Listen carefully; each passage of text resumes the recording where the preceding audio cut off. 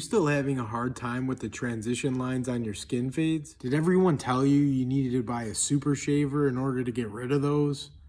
So then you purchase one and it makes nothing easier? Well, today's video, we're doing a high and tight skin fade, no special equipment, straight razor finish around the head, and we're gonna be doing this without leaving any transition lines. So stay to the end to find out how I do this fade, and I'll see you there.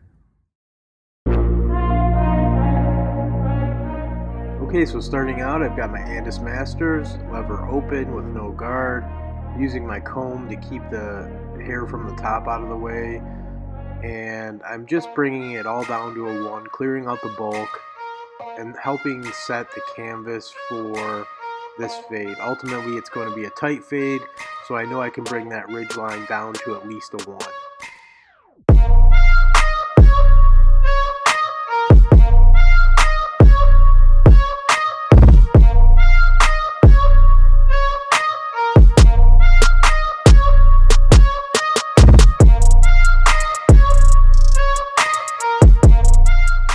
After I've cleaned the sides and everything's brought down evenly to a 1, I'll go in with my trimmers.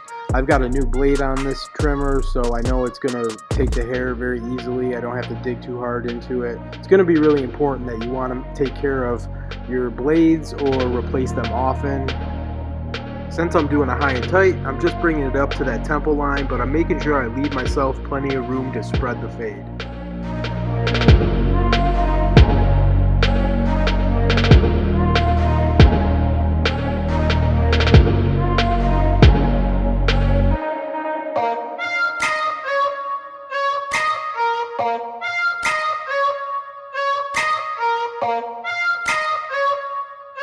In the back, when you're doing a high and tight, you want to bring it just around the occipital bone, slightly above it. It makes blending the fade a lot easier, especially with really tight fades.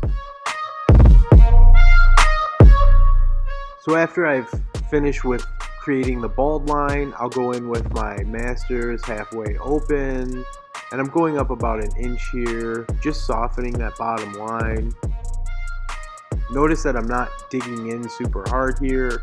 I am using a little bit of a fading maneuver, sort of like a flicking action, but the main purpose here is to soften that bottom line.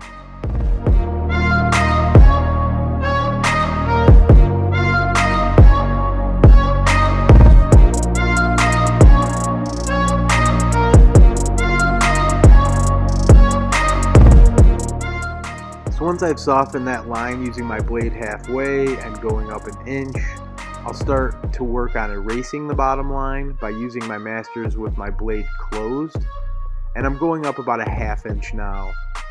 This won't erase the line entirely, but it will help overall with spreading the fade, and it makes it easier to erase the bald transition line when I go in for detail work later on.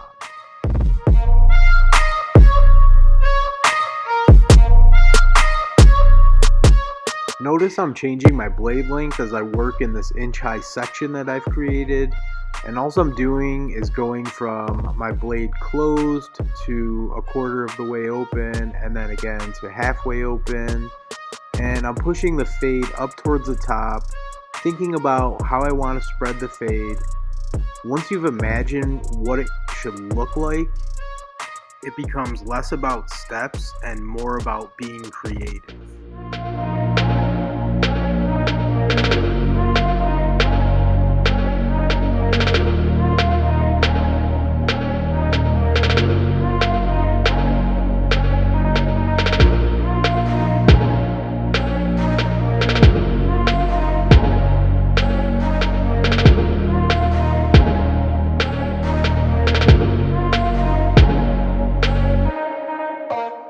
Once I start to get above that 1 inch line or the halfway point, I'll start to open my blade up a little bit more as I move to the top, and you'll see me change my length several times in the fading process.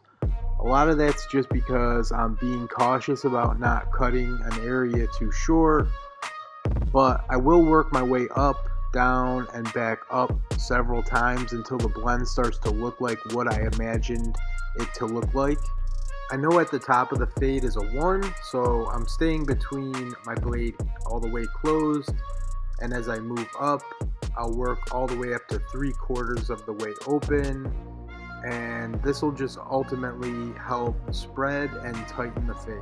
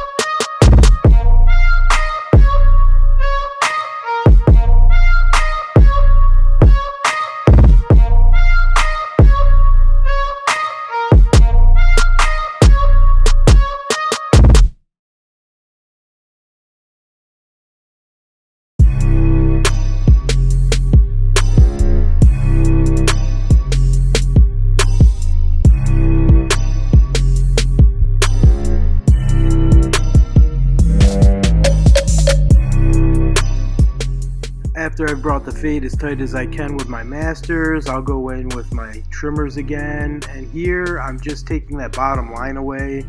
I'm being very careful not to press too hard here, so you want to just kind of let the blade cut, let it do what it's going to do. I'm not forcing the issue, I'm not digging in any way, and I'm just floating the blade over the lines in his head, the creases, and I'm basically just scooping away that bottom line.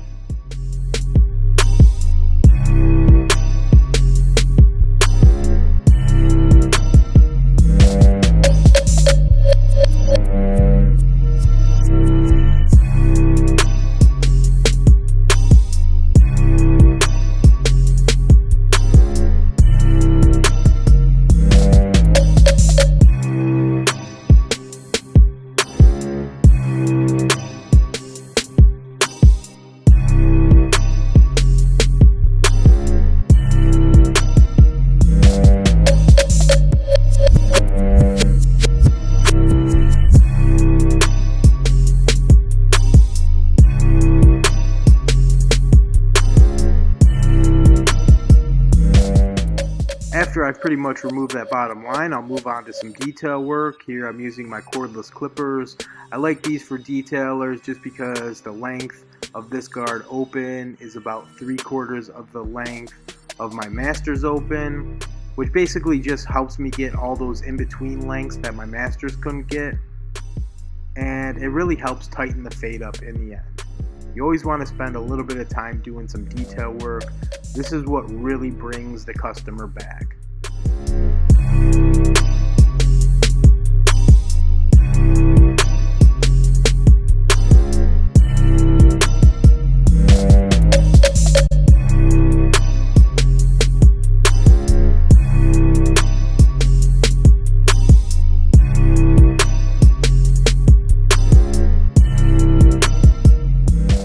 Now going to the other side of the head, I'm basically doing this haircut in sections. I'm just repeating the same process. Sometimes it might be in different steps, sometimes it might be in a different order, but ultimately I'm doing the same exact thing on the other side of the head, starting out with my blade halfway, and I'm softening the line and starting the whole process over on this side.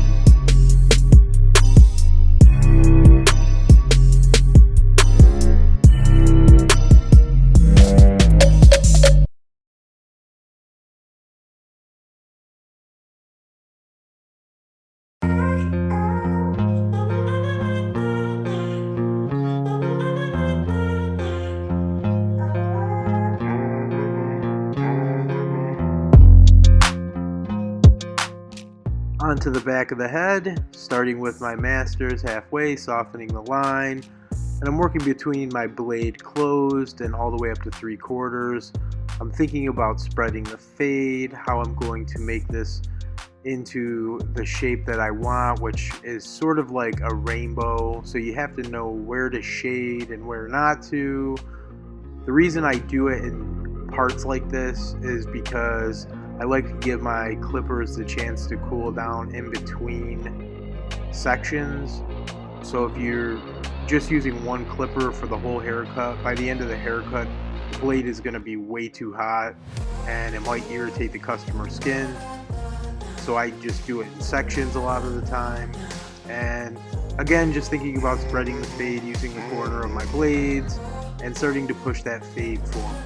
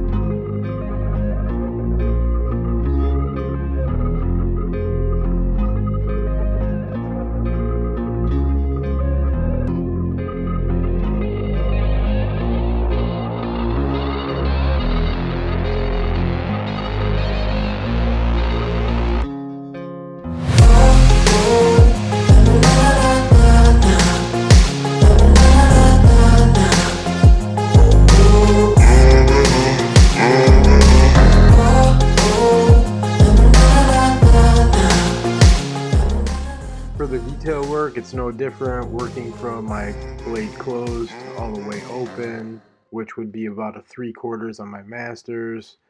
Here you see me going through the change of the guard here, and that's pretty much it, just spreading the fade out in the back, making it look as clean as possible.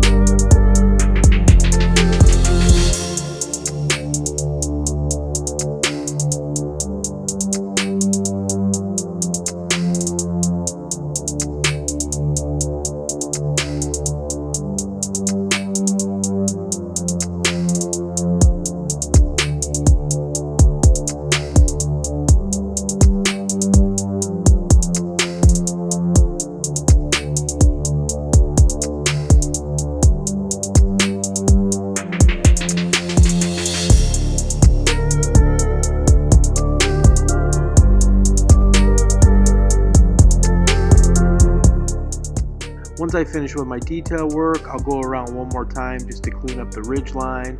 I've got my blade at 3/4. Notice I'm using about half of my blade and I'm using the bottom corner of the blade.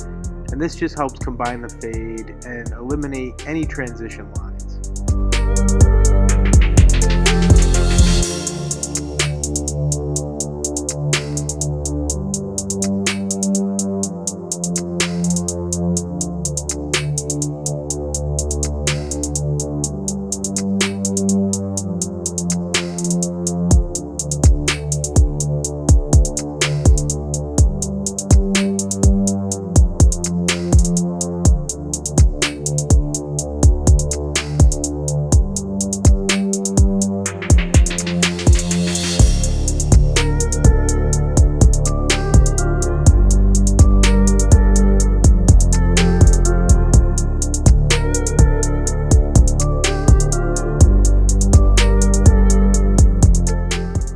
So after I finish the fading part of the haircut, I'll go back with my trimmers and I'm just going to bald this fade out a little bit more. I do this by applying a little bit more pressure to the neck area, and as I move up, I'll obviously lighten up with the pressure.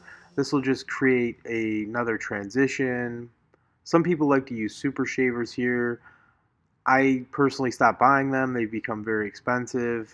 And if you have your blade properly adjusted, you really don't need a super shaver. Here I'm going against the grain. Of course, I'm being very light here, but this will help eliminate any type of line, and I can just adjust my pressure without having to spend a lot of money to get a super shaver to basically create the same look.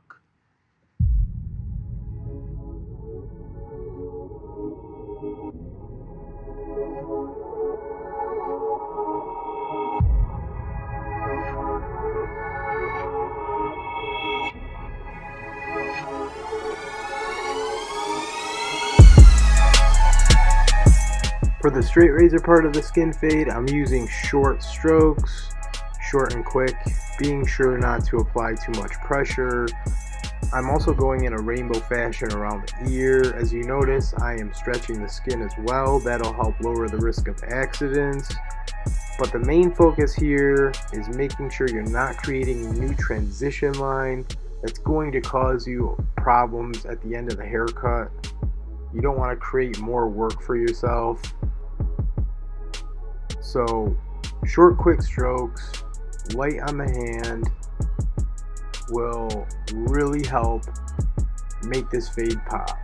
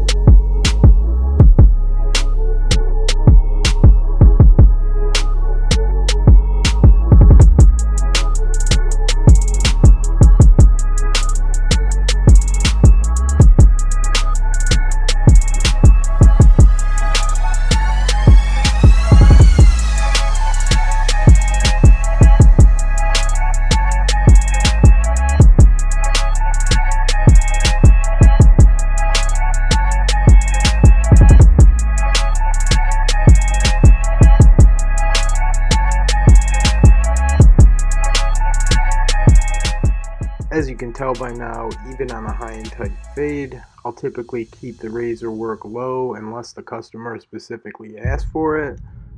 It just makes the fade look a lot better with a lower razor finish, and if your clippers and your tools are properly adjusted, you'll still get that skin tight feel with a more contoured shape to the fade.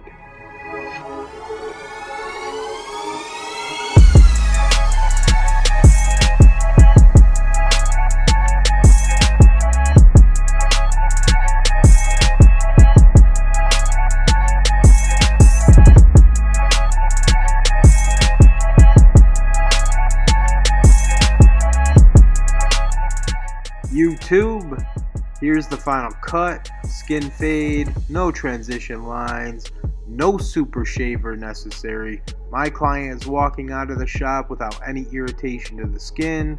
That's how you keep that trust. If you learned something or enjoyed this video, please drop a like and subscribe. I hope to keep making these videos in the future. Till then, I'll see you in the next one. Peace.